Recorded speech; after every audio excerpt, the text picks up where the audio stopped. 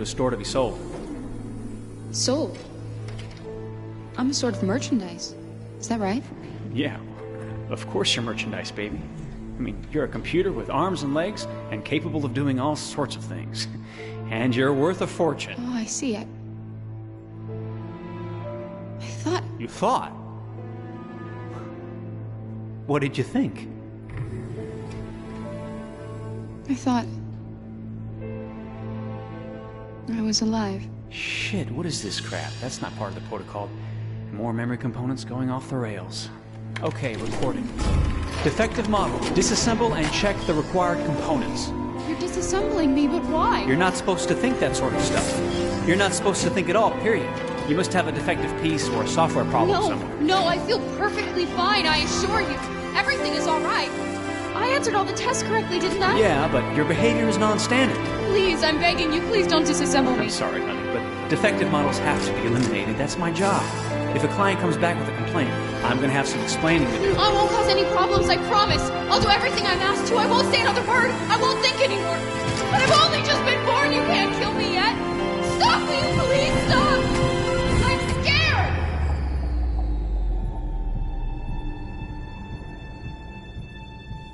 I want to live. I'm begging you.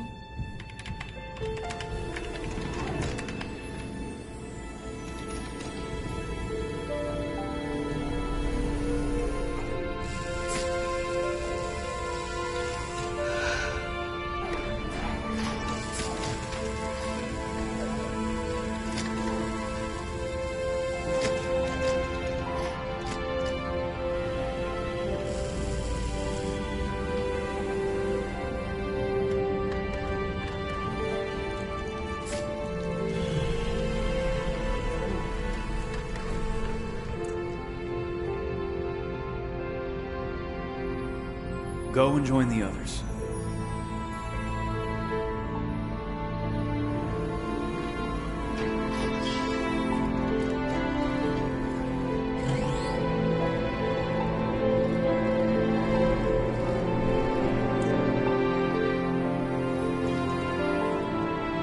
Stay in line, okay? I don't want any trouble. Thanks.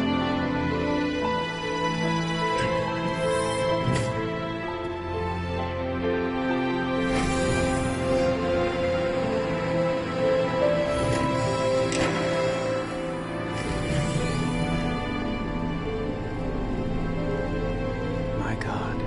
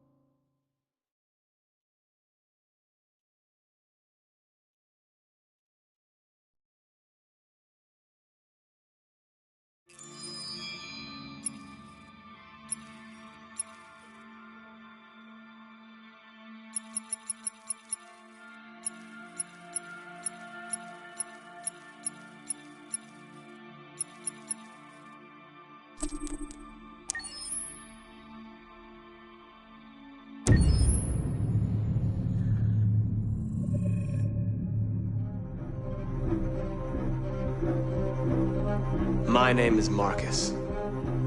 My name is Connor. My name is Kara.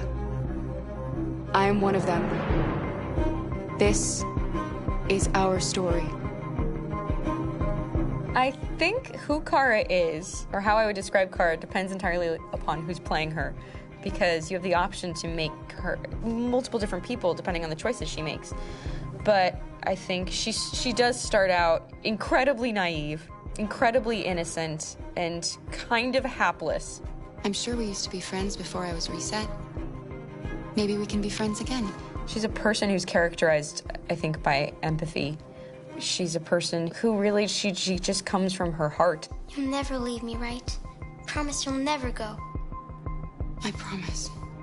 Kara!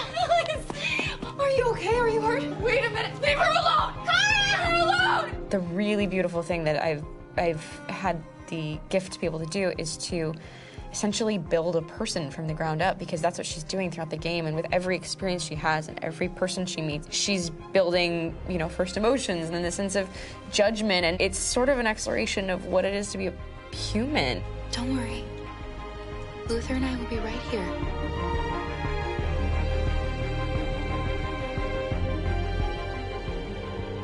David and the creators have painted a really intriguing and engaging picture of a near future where we rely upon androids for a lot of our service class business, the class that serves us, that helps us, that handles our baristas and our drivers and our housemaids. And what is humanity, where we tap into it, how and why we treat each other the way that we do.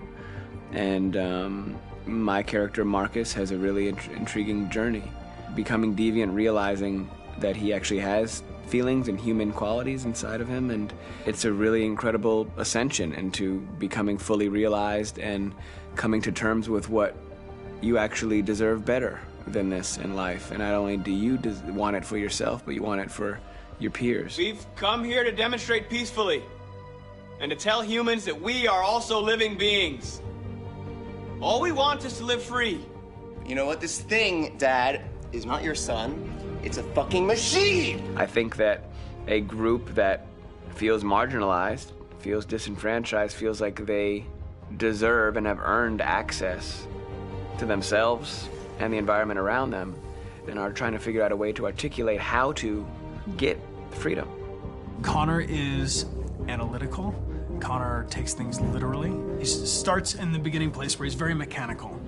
He feels nothing inside, of course, and it's all just a system, a protocol that he is executing to get whatever he wants to happen, which is help humans stop deviants and to find the link between deviant androids. You were designed to serve humans, not kill them. What was I designed to be? Their slave? Their toy? Just say, I killed him. Is it that hard to say? Stop it! Stop! But of course, over the course of the story, and depending on the player's choices, Connor can grow in many different ways. He can deviate from that procedure or not. The moment of truth, Hank. Am I a living being? Or just a machine?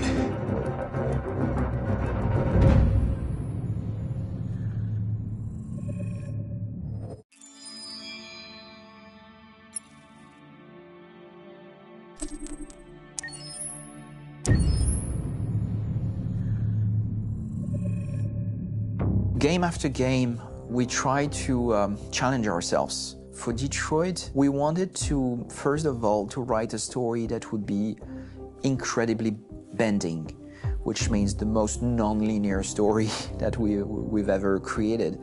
And we wanted really the player to have the possibility to change the story, change his own journey. When you're writing at Quantic, you're writing for an interactive medium. You know, when you're working in television, you'll put a character in a difficult situation, and you as a writing team will argue about what would that character do. But ultimately you have to decide what happens, and you just show the audience. What's interesting about interactive drama is you bring the player into that conversation, and it changes your job slightly as a writer, because your job is to provide a narrative context in which the player can write his own story. You're giving him this kind of narrative Lego that he's going to snap together into his own shape. You also have the ability to make your audience attach themselves to your characters, because the audience is in some sense responsible for what happens to the characters. It's just a few cans. Come on, let's go.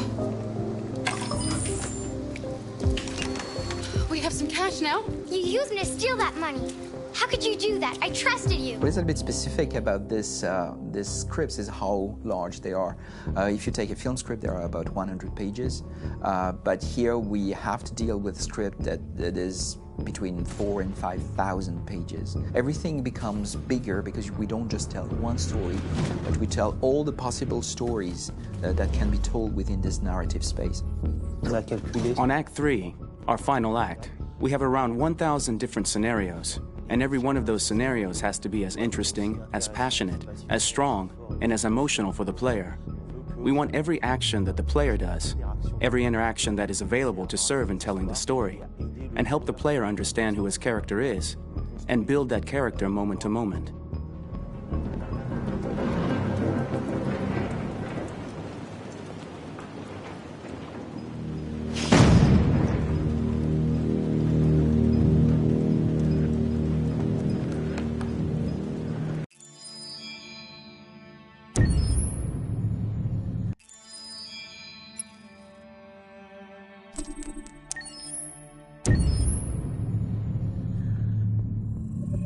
Detroit Become Human was produced over a period of 4 years. Here in Paris, we have a team of about 180 people. And to that, we need to add also all the outsourcing with our partners in the Philippines, in China, Vietnam, and in India.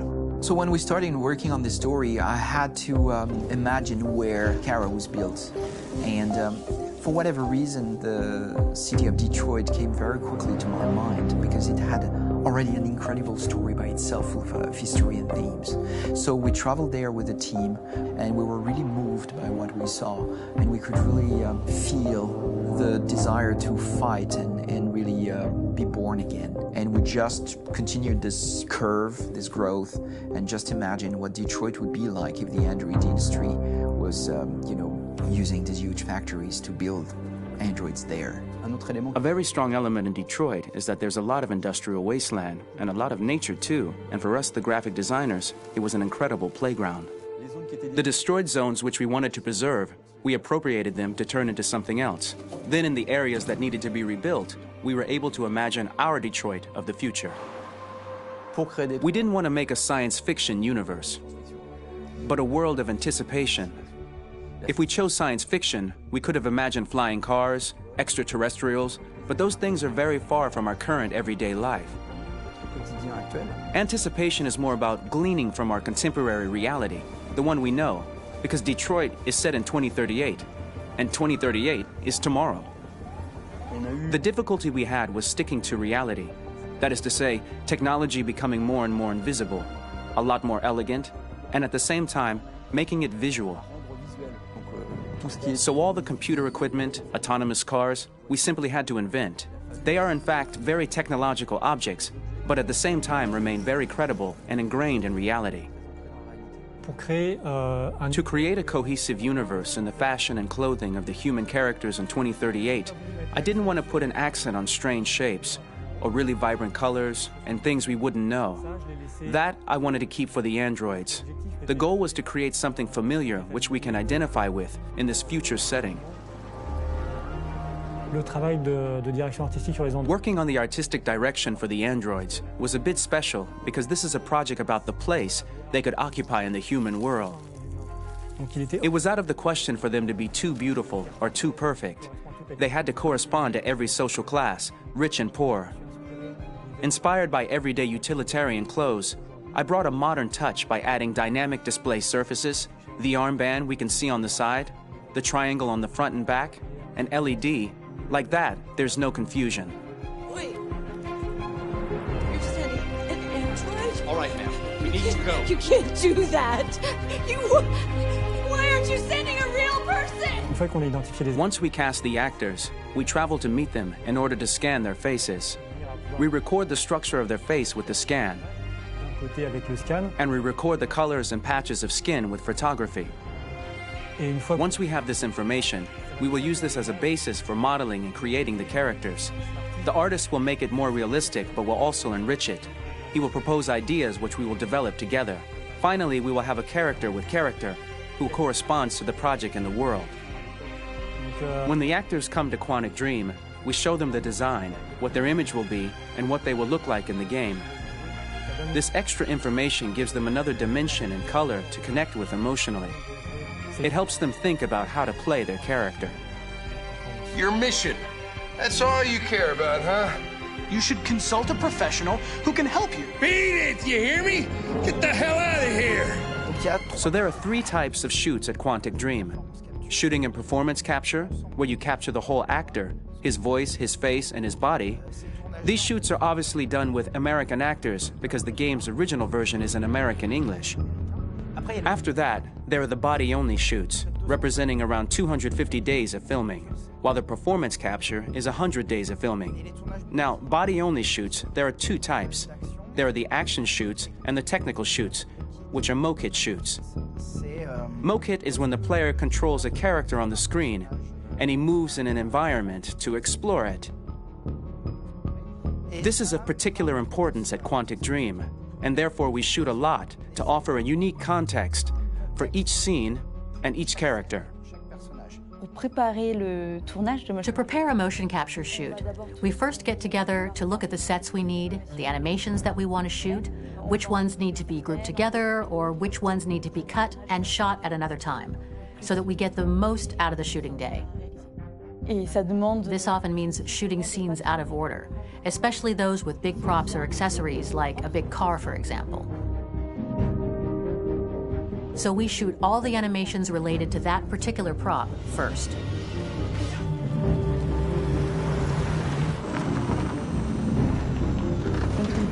The biggest challenge for the mocap team was shooting a Spider-Man mokit. We had to build a wall and attach an actor to a harness with cables so we could pull him up and render him climbing. The shooting on this game total took about, I would say, more than a year, maybe 1 and 2 years, with about 300 actors on set. So I would say it's quite a massive production. But so much happened on this set between the stunts and the shootings with a little girl and all these great actors that we had. It was really a very, very memorable journey for the team and for myself. Today, Detroit has over 37,000 animations. When we retrieve the motion capture data, it's just a cloud of points, which represent all the markers worn by the actors. From this cloud of points, we have a phase called retargeting, which gives us a skeleton. This skeleton will be applied to the characters of the game. There is still work to be done, but this gives us the main movements.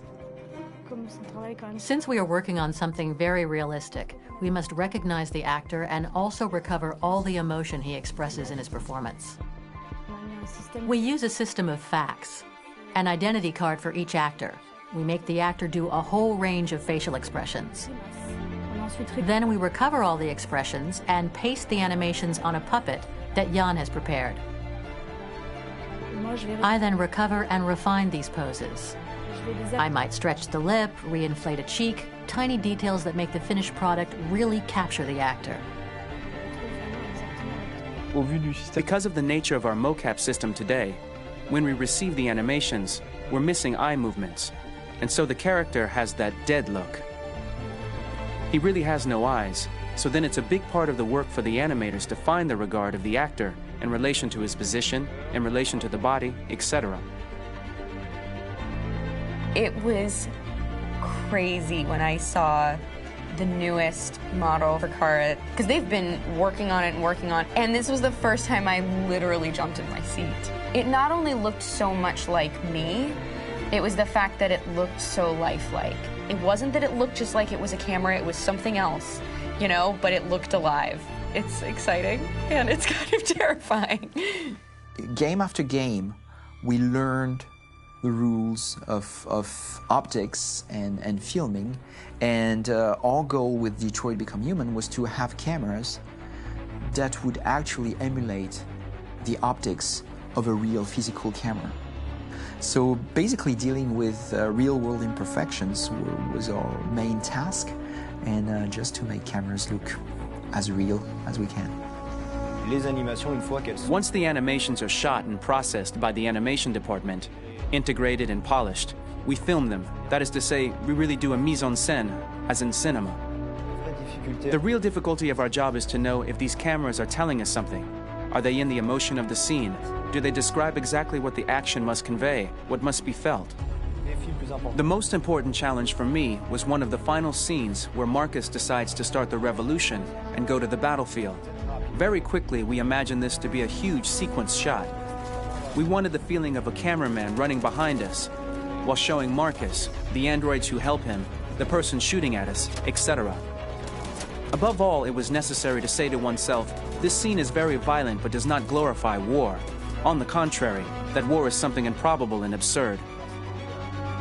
It was really a fun challenge. The idea was to say we have 3 characters.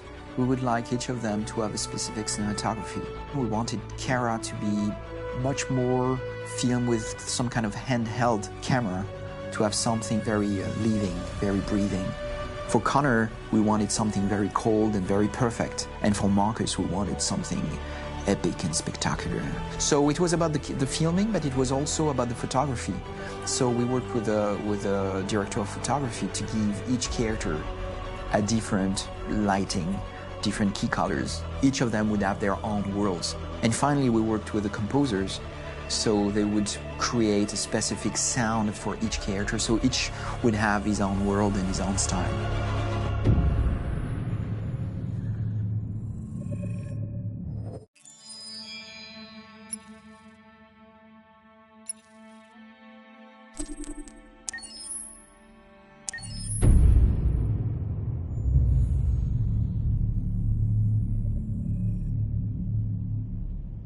For starters, what should I call you?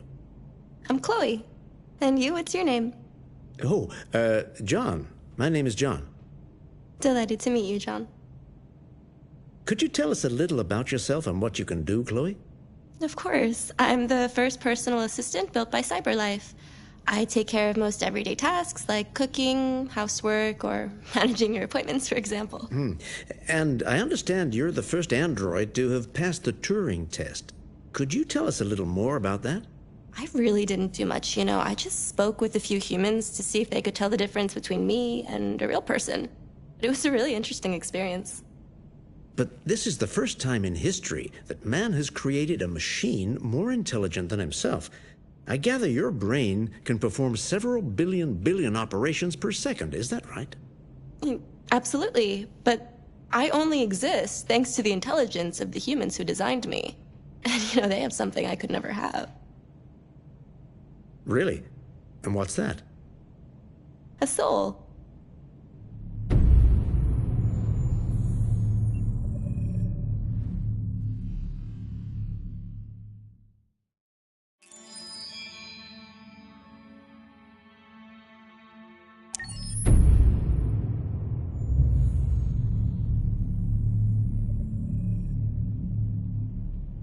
For starters, what should I call you? I'm Chloe. And you, what's your name? Oh, John. My name is John. Delighted to meet you, John. Could you tell us a little about yourself and what you can do, Chloe? Of course. I'm the first personal assistant built by CyberLife. I take care of most everyday tasks like cooking, housework, or managing your appointments, for example. And I understand you're the first android to have passed the Turing test. Could you tell us a little more about that? I really didn't do much, you know. I just spoke with a few humans to see if they could tell the difference between me and a real person. It was a really interesting experience. But this is the first time in history that man has created a machine more intelligent than himself. I gather your brain can perform several billion operations per second, is that right? Absolutely, but I only exist thanks to the intelligence of the humans who designed me. And, you know, they have something I could never have. Really? And what's that? A soul.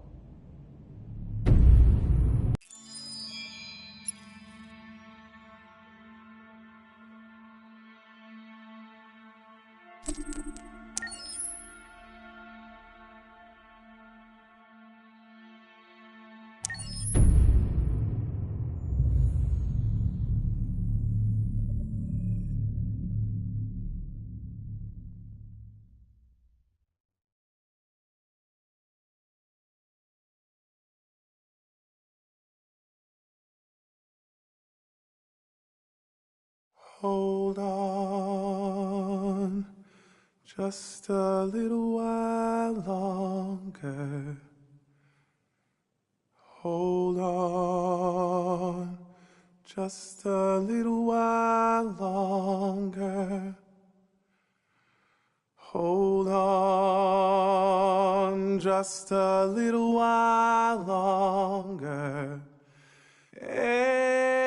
Everything will be alright.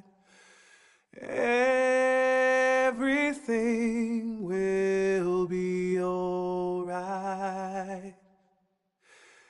fight on just a little while longer. Fight on just a little while longer. Fight on just a little while longer. Everything will be alright. Everything will be alright. We will sing on just a little while longer. Sing on just a little while longer. Sing on just a little while longer. Everything will be alright.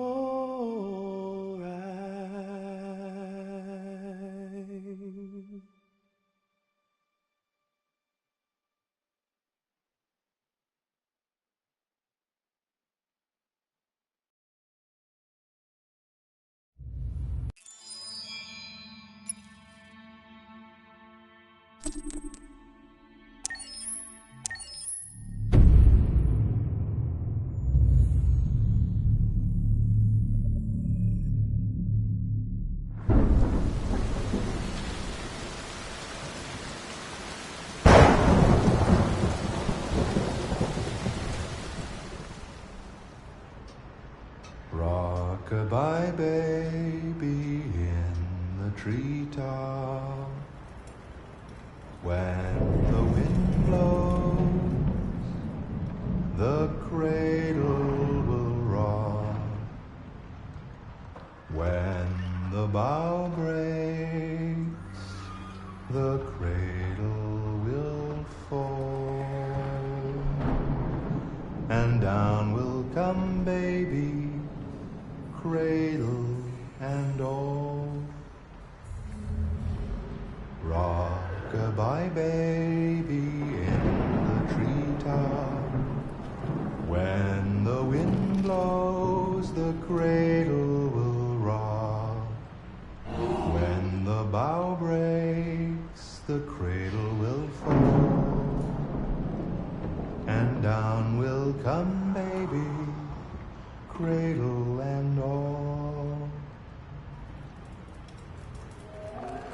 Rock-a-bye baby.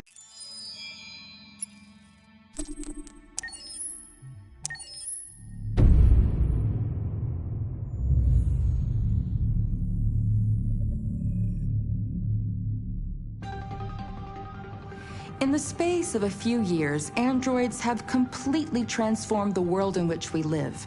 By letting androids into our homes and factories, the CyberLife company has made them everyday technology. The founder of CyberLife, Elijah Kamsky, is a very discreet man. Despite being the CEO of the highest valued company in the world and being voted Man of the Year by Century Magazine, he remains a mystery for most people. That's why we at KNC are so excited to be here as CyberLife opens its doors for the first time. Elijah Kamsky, could you please tell us where we are? Certainly, and welcome. We're currently in CyberLife's production center in Detroit, where all models are designed and manufactured. More than 10,000 androids come off the production line every day. Fascinating. Could you tell us what your goal was when you founded CyberLife? Well, I simply wanted to use technology to carry out all of our most annoying and repetitive tasks, so we'd have more time to enjoy life. I imagine you must have faced many challenges. Yes, there were technical challenges, but the hardest thing was to design an object that we would want to welcome into our homes. We had to imagine a machine in our own image that resembles us in every way, that moves, breathes, blinks like us, but yet is smarter and more capable than any human being. Let me show you around. We're here in Production Unit 4. Could you explain in a few words how the androids are made? Sure, yeah, it's very simple.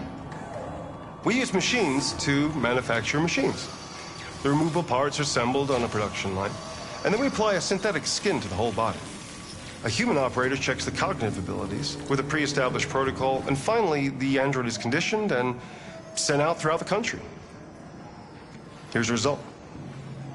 Say something. Hello. I am a RZ400 model. How can I be of service? You can go now.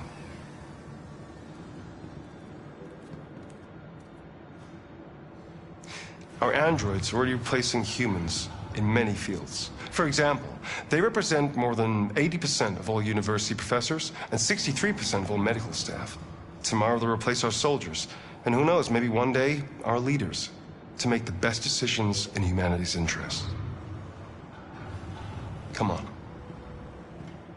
Replacing humans with machines has led to record unemployment of 28%. What do you think about the situation? Okay. The first steam engines also caused an increase in unemployment. But no one today would imagine turning back the clock. Artificial intelligence makes everyday lives easier. Nothing can stop progress.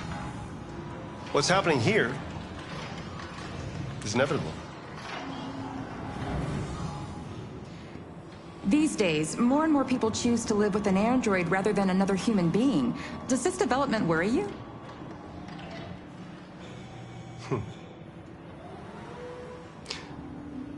Everything's much easier with an android. They obey your orders without ever complaining. They can cook, discuss philosophy with you, have intimate relationships according to your desires. They never say no. Obviously, they are the perfect partner. Everyone deserves happiness. Why deprive yourself of so-called moral reasons when a machine can make you happy? Many science fiction books tell the story of how machines become more intelligent than us and end up confronting us. Aren't you worried about that possibility? I understand the irrational fears about artificial intelligence, but I assure you that will never happen with a CyberLife android. They're designed to obey humans. They're machines. They can't ever develop any sort of desires or form of consciousness. Are you sure? I'm absolutely certain. You can trust me.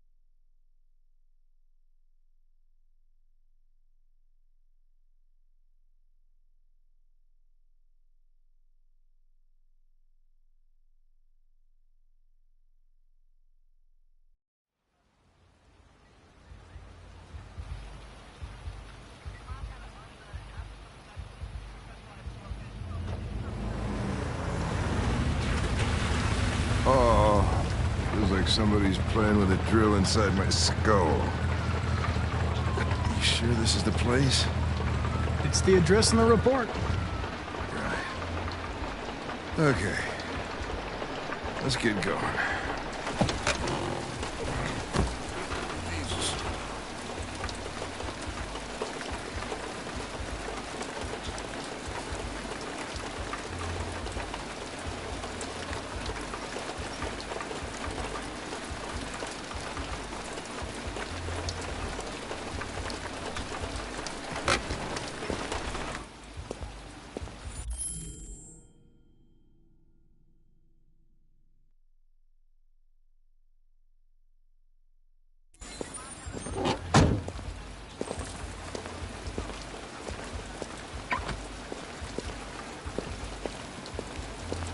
sexiest androids in town.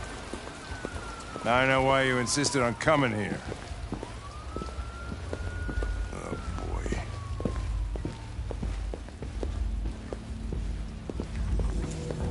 Welcome to Eden Club.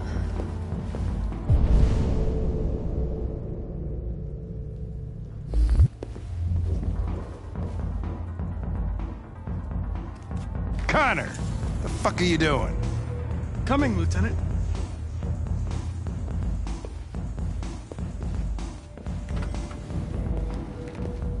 You're not gonna take my license. Sorry, I had nothing to do with this. The investigation's ongoing, sir. I can't tell you anything. Hey, Hank. Hey, Ben, how's it going? That room there. Oh. By the way, Gavin's in there, too. Oh, great. Dead body and an asshole. Just what I needed.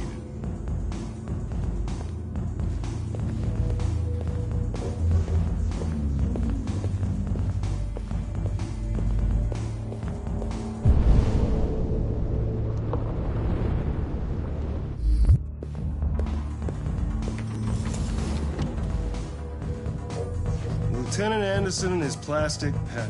What the fuck are you two doing here? We've been assigned all cases involving androids. Oh, yeah? Well, you're wasting your time.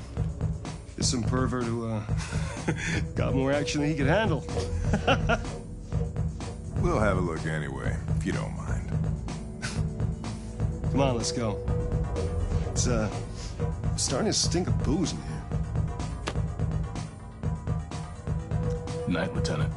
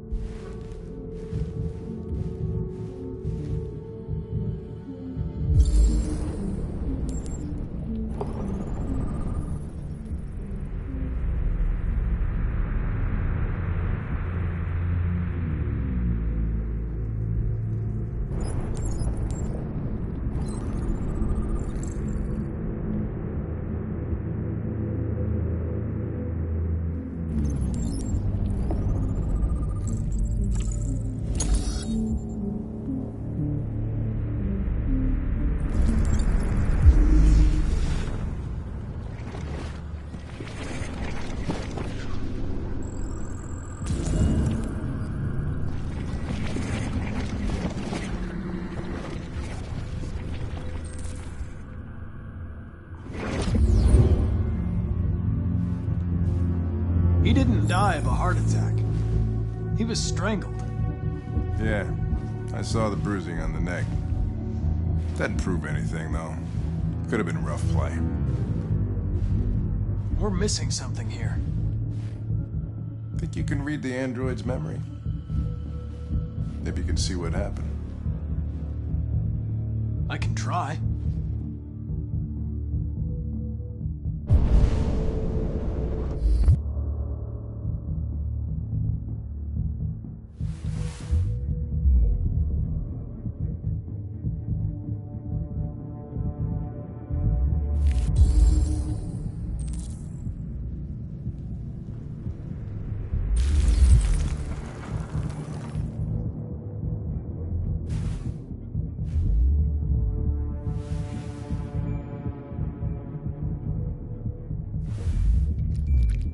Oh, hey!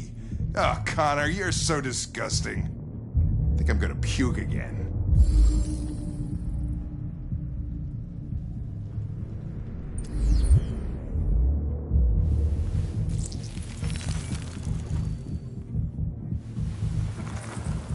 The only way to access its memory is to reactivate it. Think you can do it? It's badly damaged. If I can, it'll only be for a minute, maybe less. I just hope it's long enough to learn something.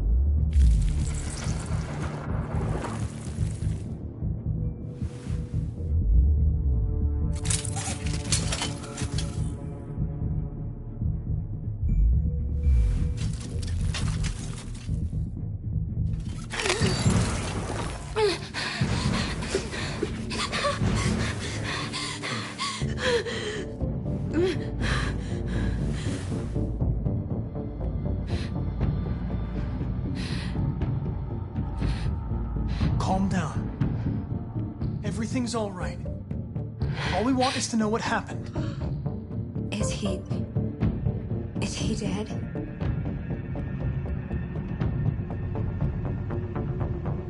Tell me what happened. He started hitting me again and again.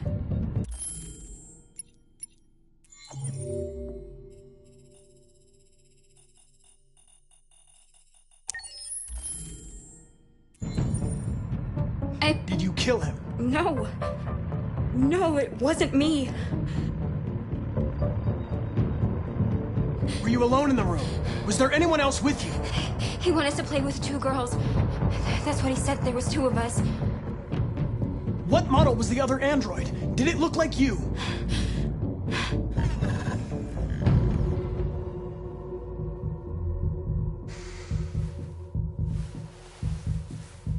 So there was another android. This happened over an hour ago. It's probably long gone. No. It couldn't go outside dressed like that unnoticed. It might still be here. Think you could find a deviant among all the other androids in this place? Deviants aren't easily detected. Oh, shit. There's gotta be some other way. Maybe an eyewitness, somebody who saw it leaving the room. I'm gonna go ask the manager a few questions about what he saw. You let me know if you think of anything.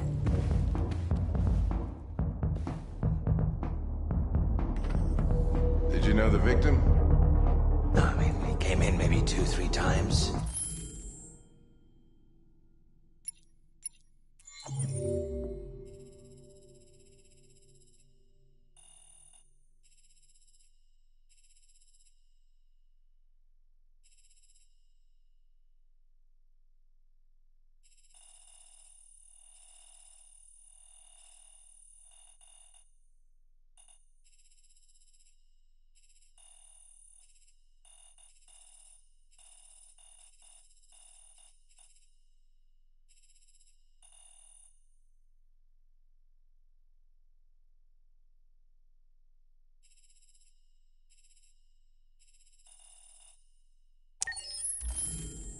I mean, these guys, they don't really talk very much, you know? They come in,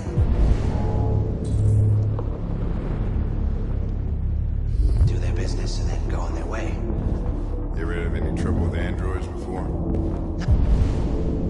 No way. Well, once. We lost a model 2-3 months back. Same model. Just vanished. We never found out what happened.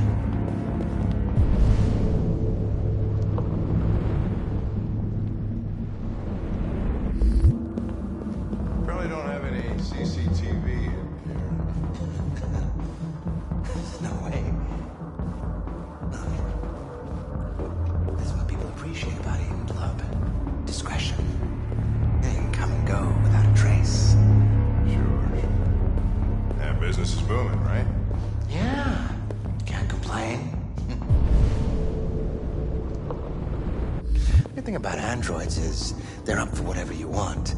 You won't get any diseases, and they won't tell anyone. So why not go wild? Yeah, the more I learn about people, the more I love my dog.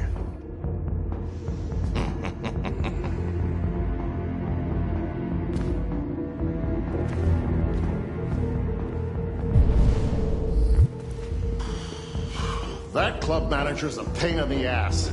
Chewed my ear off for half an hour so we don't revoke his license. So what happened here? Not sure yet. We think there was another android in the room. Another android? Yeah. Well, that's what...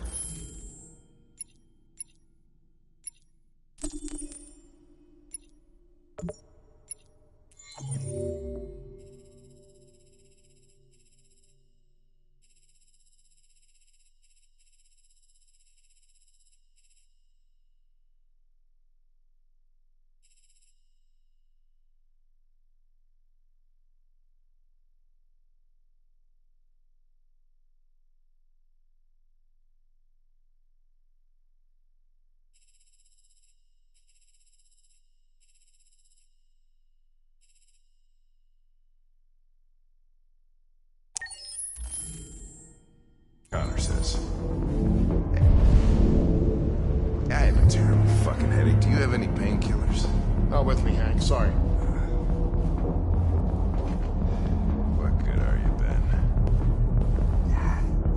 I gotta go. I feel like shit. I don't want to puke in this fine establishment. We're wasting our time. You're right. The Deviant's probably gone now. Let's get out of here. This place makes me sick.